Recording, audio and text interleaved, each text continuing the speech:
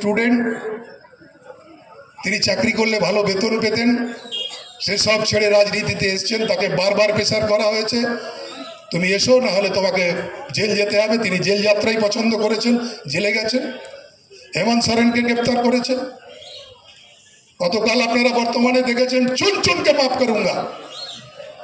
আরে সব থেকে বড় চোর তো পশ্চিমবঙ্গে আপনার দলে ঢুকেছে, যাকে আমাদের রাজ্যের মানুষ খবরের কাগজে টাকা নিতে প্রকাশ্যে টেলিভিশনে দেখেছে। সে কি করে নির্দোষ হয়ে যায়, দুর্নীতি মুক্ত হয়ে যায়।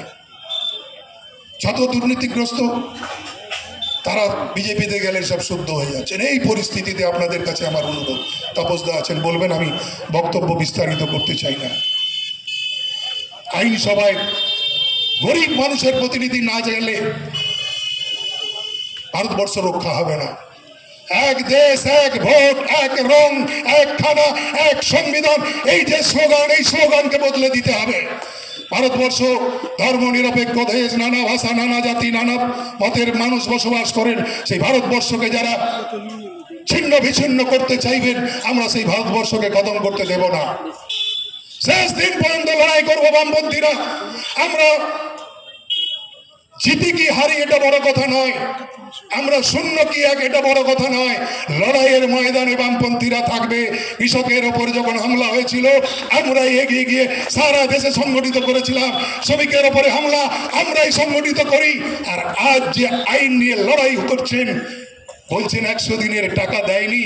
এই 100 দিনের লড়াইটা কিন্তু বামপন্থীদের 61 জন সাংসদ যখন পার্লামেন্টে গিয়েছিল, কংগ্রেসের ওপর চাপ তৈরি করে 100 দিনের কাজের অধিকার কেড়ে এনেছিল, জল জঙ্গল জমির অধিকার কেড়ে এনেছিল, তথ্য জানার অধিকার কেড়ে এনেছিল।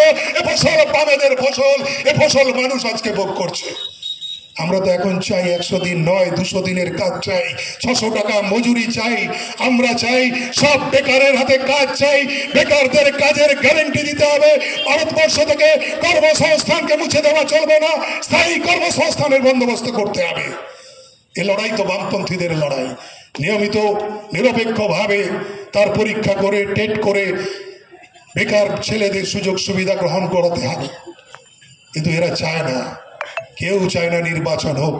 তাই আপনাদের কাছে আমি অনুরোধ করব, আপনারা বিবেচনা করবেন।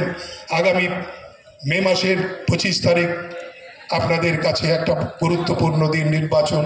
এই নির্বাচনে আপনাদের বিবেচনার কাছে আমি আপনাদের আশীর্বাদ আশা করব যে আপনারা বামপন্থীদের সমর্থন করবেন। এই আবেদন জানিয়ে সবাইকে শ্রদ্ধা, নমস্কার, ভালোবাসা এবং অভিনন্দন জানিয়ে আমি আমার বক্তব্য শেষ করছি। ইনকলাব জিন্দাবাদ, বামফ্রন্ট জিন্দাবাদ।